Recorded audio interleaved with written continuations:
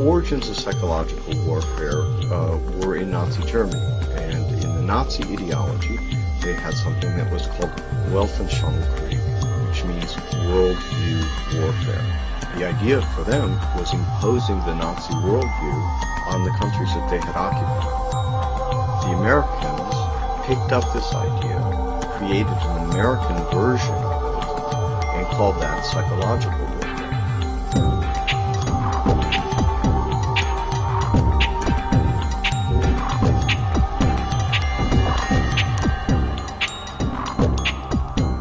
In trying to understand psychological warfare and in trying to understand the American approach to the post-war efforts to control people's minds, both as individuals and on a mass scale, there's a lot of illusions about how that was done.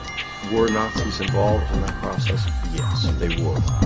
Mind control was a psychological warfare weapon that Adolf Hitler regarded as the answer for taking over the entire planet.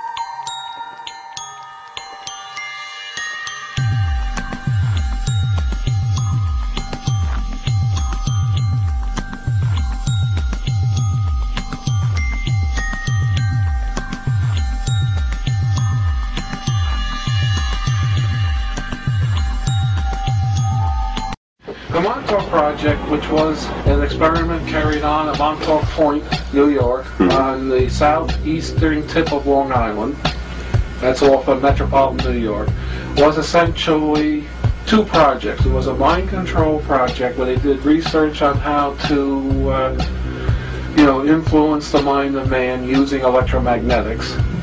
It also evolved into a time travel project. They found out that they could actually bend time with the same equipment that they used to bend minds.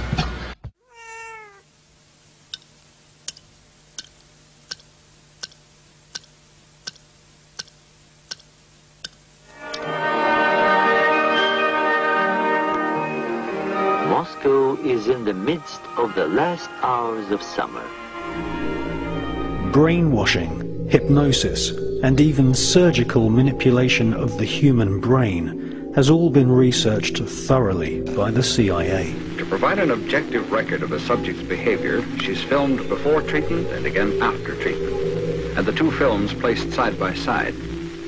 Notice how the subject before treatment, in the picture on the right, holds onto the chair as she moves. Notice the difference in posture, the greater effort required to rise from the chair, the longer time needed to complete the simple task.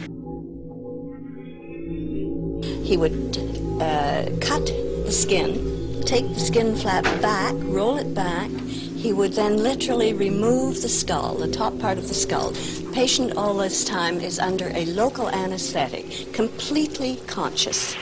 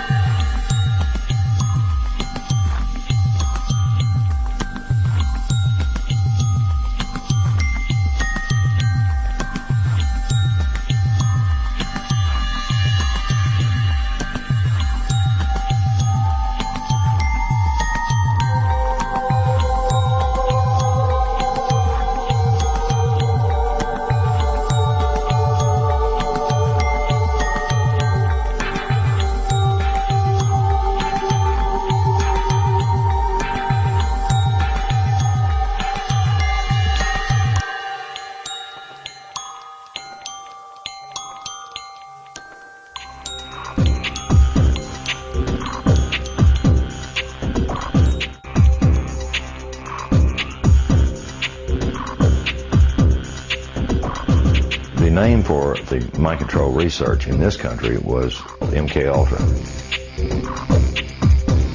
MK Ultra was one program of a series of programs that came out of the CIA to experiment with different types of mind control, using drugs, using electroshock, using insulin shock, and other techniques.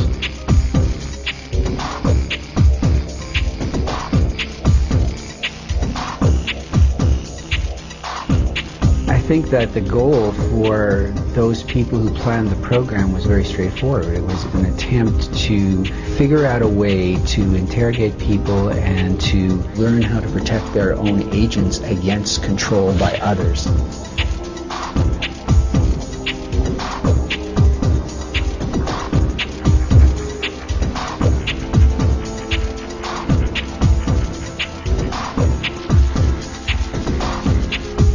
If you put someone in a position of being disabled by not feeding them or not allowing them to sleep or overwhelming them with sound, if you use massive shock treatment and you give people massive doses of drugs such as PCP or mescaline or amphetamines or LSD, and if you put them in periods of darkness where they can't predict from one minute to another what is going to happen next, so they're always dreading, there's no consistency to sort of what's going to happen, anybody can be put in a position of being open to brainwashing.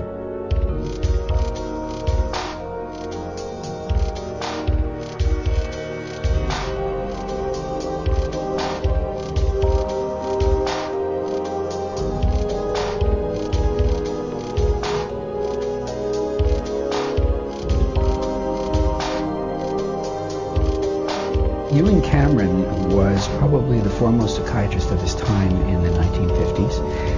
He was using high-tech sound techniques. He was using multiple kinds of loop recorders to force people to listen to recorded messages 24 hours a day for weeks on end to basically destroy people's thinking patterns.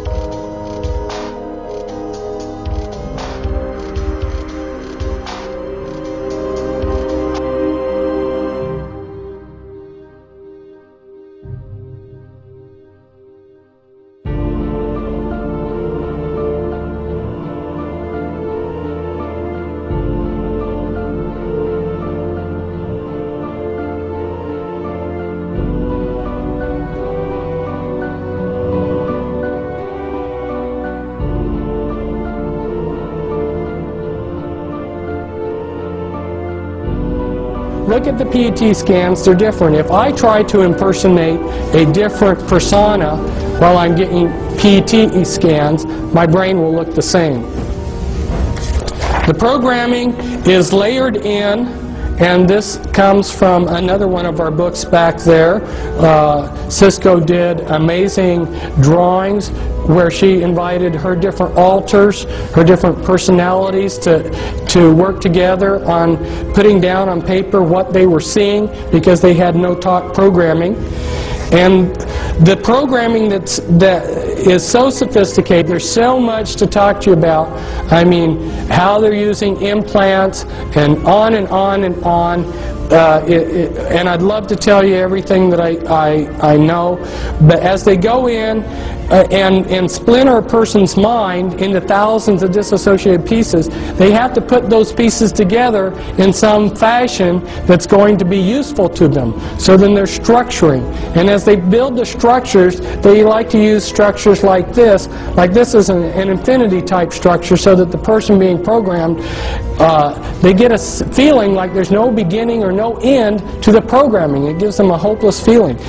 And then when the master finally, the programmer or the handler finally has finished programming the slave, he will have a 3-ring binder, a laptop computer with pages that look like this, and if he wants to call up a particular alter, he would say, like Brown Levi 2003 11A, Brown Levi 2003 11A, Brown Levi 2003 11A. That right there would be the access code to pull up a particular personality that they would want.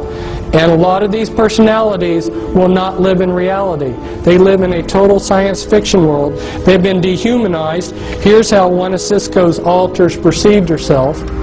And they use Walt Disney movies for the programming. As you can see, this is from a Walt Disney movie where a doorknob it takes on life.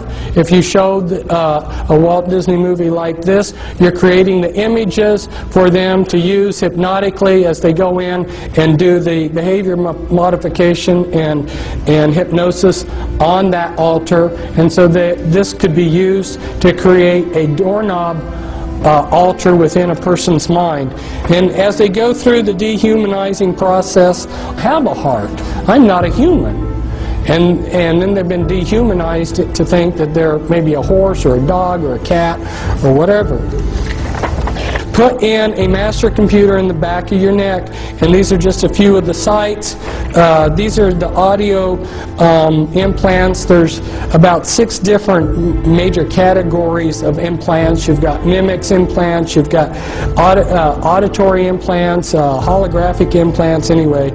And when they program, they layer in the programming. They use a lot of, some of the base programs are your Alien scripts, your Alice in Wonderland, and Wizard of Oz. Those are very common base programming scripts. And also Star Wars and Star Trek.